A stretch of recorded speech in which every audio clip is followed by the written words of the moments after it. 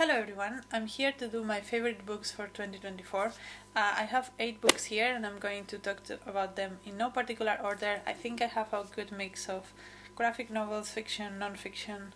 I actually have only 3, I think it's only 3 non and 3 fiction books and 5 non-fiction. So we're just gonna go through them.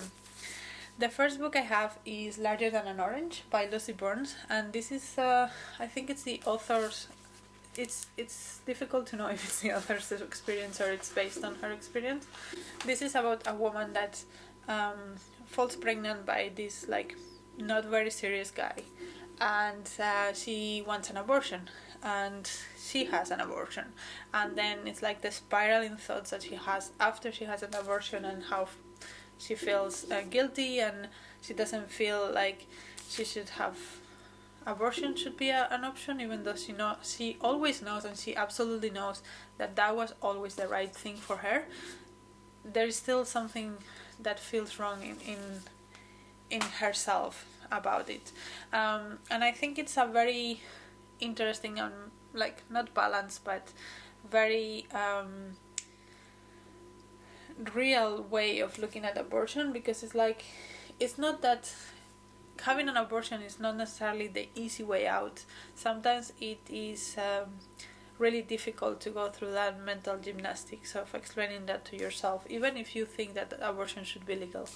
And the way that it's written is also very interesting. So it is told in little snippets, and she also does this thing in which she numbers the people that she tells about the abortion. So it's this is person number 1 that I've told about being pregnant, and this is number 30 that I told about the abortion, and stuff like that.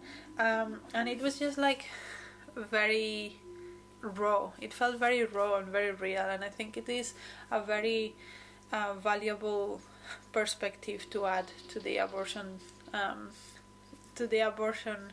narrative and to the abortion discussion. So I really recommend it. The second book that I have is a graphic novel, and is Ducks by Kate Beaton, and this is again a graphic novel memoir of the author.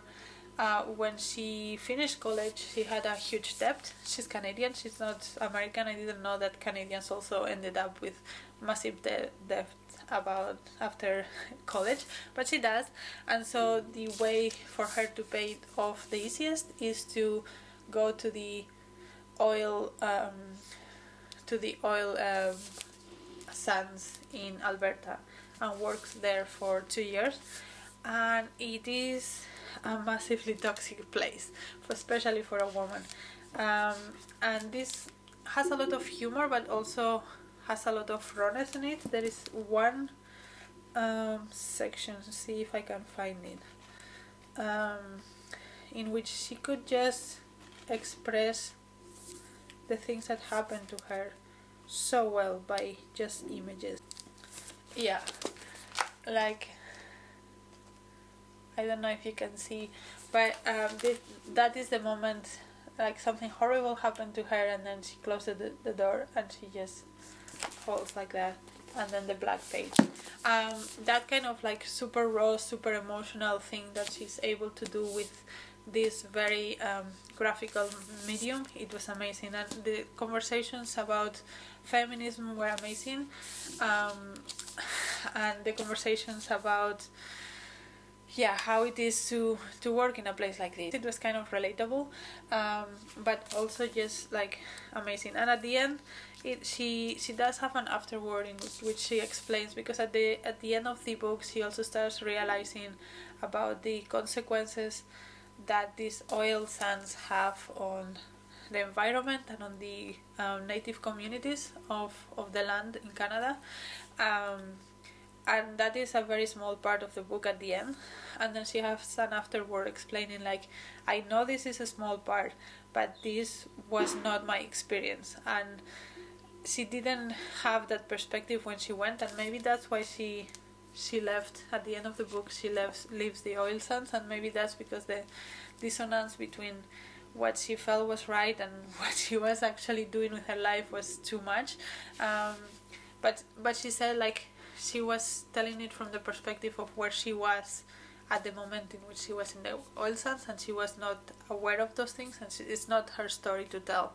And she highlights it at the end, but for people to know that those are also issues, but she cannot go into them in the depth that she can go on about other things. So I appreciated also that she acknowledged that that was not part of the book, because it was not part of her story, but it's part of the story of the oil sands. So yeah, very, very good. Yeah, it also has some it has some beautiful stuff, and the book itself is like pretty beautiful as well. I know that she has a webcomic about ancient history that is supposed to be very funny, and I want to check that out. It has nothing to do with this, but I think it's gonna be fun as well. The next book that I have is Osebol by Marit Kapla, and I think this might have been the first book that I read in 2024, which is crazy to think that it still made it to my favorites.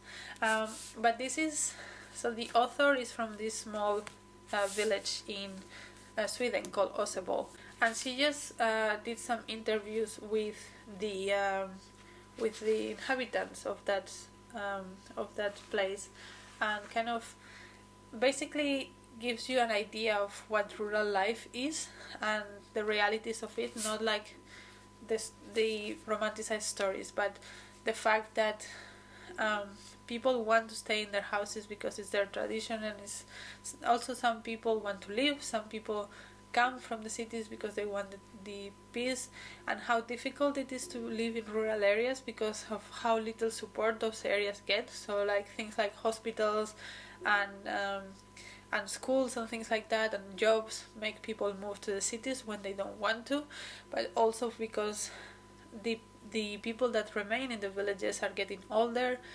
They also need more support in terms of hospitals and that kind of assistance. And so yeah, it covers a lot of things. There's also some talk about refugees, because often refugees, when they arrive to Sweden, they are put in these refugee buildings that are also in the countryside, and that also affects the countryside life.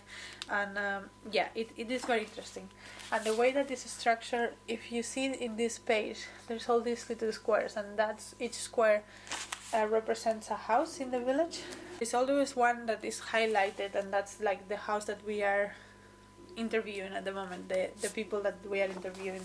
And also in the bottom it says who is being interviewed, and I thought it was just really well done and gave me a lot of perspectives on rural life, I mean in Sweden but also in other places, of the difficulties of remaining rural if you want to do so. Next book in my list is A Flat Place by Noreen Masud, which is I picked this up because of the Woman Prize for Non-Fiction, and I was not sure I was gonna like it. It didn't sound appealing to me, but it was amazing. This is about, the author is a memoir about her complex PTSD basically, and she's from Pakistan, and she had a very controlling father, and so she talks about how the place that she grew up was very flat, and she always finds comfort in flat places because of all the things that she had to deal with when she was younger, with this very controlling father, and how she tries to confront her mother with it, and how that affects her daily life on even many years later, how this works, basically PTSD works. And also she talks about racism, because obviously when she talks about how hard her upbringing was, people assume that it's because it was in Pakistan and every parent in Pakistan is like that, and she's like, no, that's not the case, it's just my family was like that. And yeah, it was just very honest, it was very well written, it was very good, very good. The next book in the list is Soldier Sailor by Claire Killroy. I have been raving about this book for the whole year basically. This is about a mother, and we follow her from like the birth of her son until he's about 3 years old, and we follow like all her thoughts and all her intrusive thoughts and all of the things that she thinks. And her husband is not very good, and he's not very understanding, he's not very hands-on, he's the kind of guy that just makes a mess and then tells you to calm down. And yeah, I found this very relatable, very raw, very amazingly written. And I have heard criticism saying that she's a little bit delusional or something, or she has a mental health problem and that's why she's feeling the way she's feeling. In my experience, he's just a piece of shit. And yeah, that's what happens when he's a piece of shit. I have to say the ending didn't work so well for me, but the rest of the book was worth it. I really enjoyed it. The next book in my list is Your Wish is My Command by Deena Mohammed, which I also read at the very beginning of the year, and I'm still really enjoying this one. This is a graphic novel again, and it's opening on the other direction because it was written in Arabic and Arabic goes in the other direction. And it's about, it's fiction, and it's about a world in which wishes come in bottles or in cans, and you can have small wishes like third grade wishes and first grade wishes. And we follow this man that has a shop, and he has 3 very good wishes that he wants to sell. So when he doesn't want to use them for himself because he is a Muslim and he doesn't think that his religion allows it. And so we follow the people that use the 3 wishes that we are talking about. So the first one is about this poor woman that had a really hard life, and her husband died, and she wants this wish to do something that her husband wanted to do. And when she buys the wish, the police stops her and thinks that she cannot possibly own this wish because it's very expensive and she's not a very rich woman, so how comes she has it? So she goes to jail for a while and then she comes back, and it looks mostly at the corruption of the system, of the political and the security system in Egypt. And then the second wish goes to this boy who is severely depressed. He's a college boy and he's severely depressed, but that's not something that is very acceptable in this society, so then he has to deal with the whole stigma of mental health issues and follows that kind of thing. And then the third wish he cannot sell, and he wants to give to this woman that is a friend of his that always comes to the shop to say hi, because she's sick, and he learns that she's sick. So he's like, well, I can cure you with this wish, and she's like, I'm fine, I don't need to live anymore. And then we follow her story, and how like war-ridden and trauma-ridden it was, and we understand why she doesn't want the wish. And so he himself decides to use the wish, and then we follow him and how he came to have the wish. And there is a lot of those. The last one was the most deep story, and it was about the colonial past of Egypt and the political situation of all of that. And it was really good. It was really good. I think this might be my favorite of all of the books. I don't know. It was really good. And then the last book that I have in this list is I Who Have Never Known Men by Jacqueline Hartman. This is a dystopian about this world. I think it's supposed to not be Earth, but it's not super clear. And in this world, at the beginning, there is a bunch of women that live in a cage, and they are forced to work. And at the beginning of the book, something happens and the door is open and they can break free. And then the book follows them making a life for themselves and settling.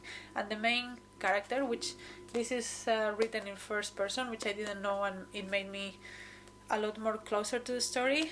The main character is significantly younger than everyone else in that cage, and she has never known anything before this dystopian future where everyone else does. So like the other women talk about missing chocolate and missing a warm shower, and this girl is like, what is that? What is chocolate? And so she has a very different expectations and desires of life. And we follow her from when she was about, I think, 15, which is when they break out of this prison, until she's around 60s, and she's like maybe dying.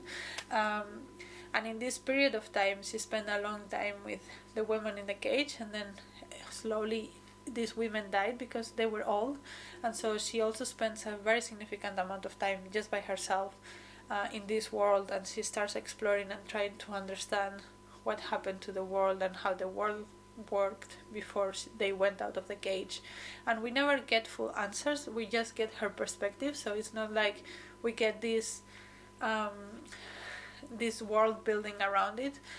We just have her information, but it was so well done and so not necessarily relatable, but just so understanding, and so quiet, and it was very good. So yeah, those are all the books that I want to recommend, that I have read in 2024 and I have loved. Let me know what your favorites are. Let me know if you have read any of these books, what you thought about them, and let's talk in the comments. And until next video, bye!